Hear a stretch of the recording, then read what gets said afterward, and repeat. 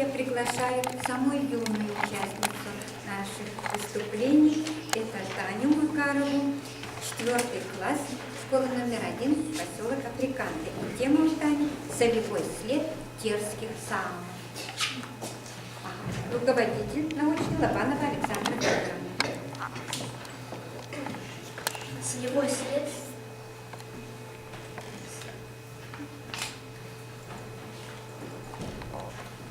Солевой след терских самок. В наш 21 век мы не представляем свою жизнь без соли. Сейчас она общедоступна и недорога, и ее можно купить в любом продуктовом магазине. А всегда ли было так?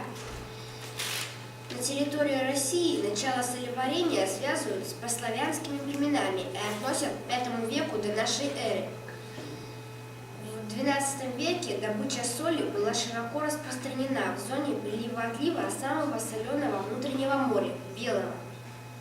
В 1137 году русский князь Святослав Олегович выдал Софийскому собору в Новгороде уставную грамоту, где определил налог с соляных варниц на мари от челна и от целгы по пузу.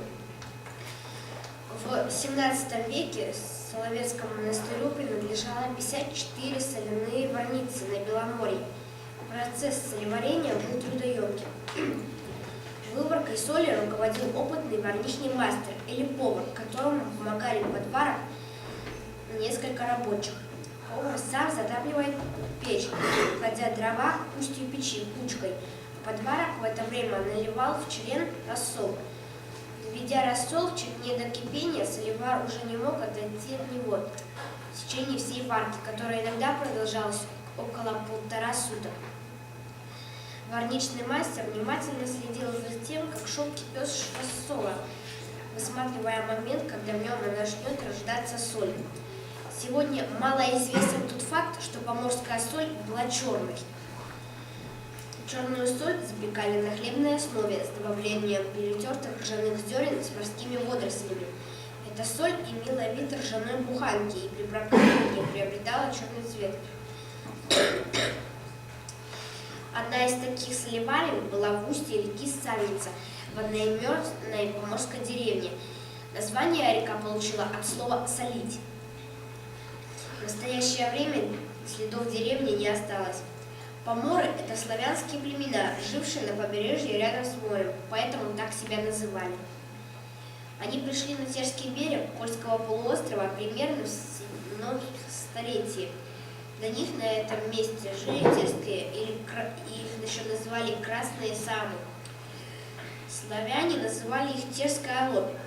Между пришельцами и коренными жителями края не было вражды из-за земельных угодий, так как земли хватало для всех. Русские, карелы и саамы садились на малые участки и работали на себя в одиночку или группами. Древние солевары на Белом море для получения соли располагали только силами природы. Солнечные солеварни располагались в мелководных бухтах. В них выпаривали соль из воды под действием солнца.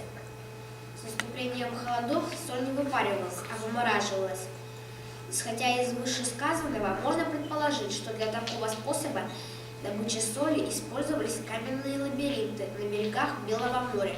Обнаружено около 40 лабиринтов, из них более 30 находятся на Соловецких островах, несколько в Мурманской области в устье реки Паной, вблизи города Кандалакши и поселка Улуба. Все лабиринты сложены из некрупных камней, которые образуют ходы 200 метров. В центре лабиринта камни сложены горкой. Существуют и другие версии возникновения и значения лабиринтов. С помощью таких лабиринтов жители во время прилива-отлива ловили рыбу. Другая версия связывала лабиринты с колдовскими действиями перед выходом в море. Автор Галанин статьи «Русь Беломорская» акцентирует внимание, что лабиринт – это не спираль. К его центру можно подойти и вылезть на горку из камней в ведро морской воды. Вода эта пройдет сквозь щели в каменной кучке и начнет растекаться по каналам.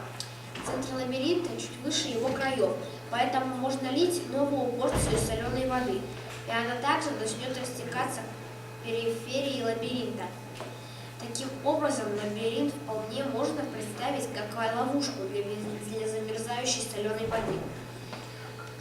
Я склонна верить последней версии на основании как вышеизложенного, так и из рассказов Касьянова Виктора Федоровича, жителя деревни Кашкаранцы, и Макарова Александра Дмитриевича, моего дедушки, который долгое время прожил на Кольском полуострове и много общался с местным населением.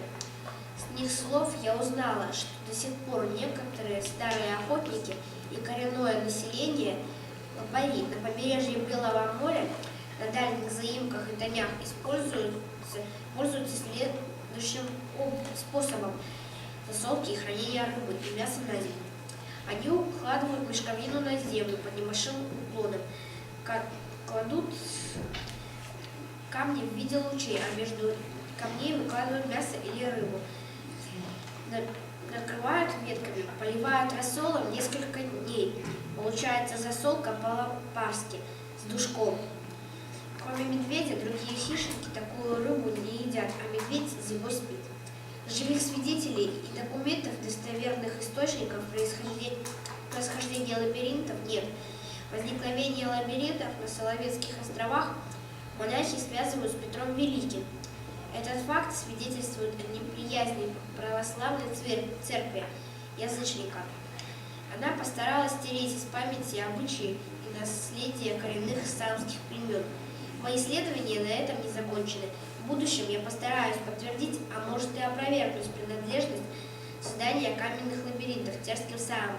И хочу попробовать проверить на деле нашу версию использования лабиринтов. Молодец.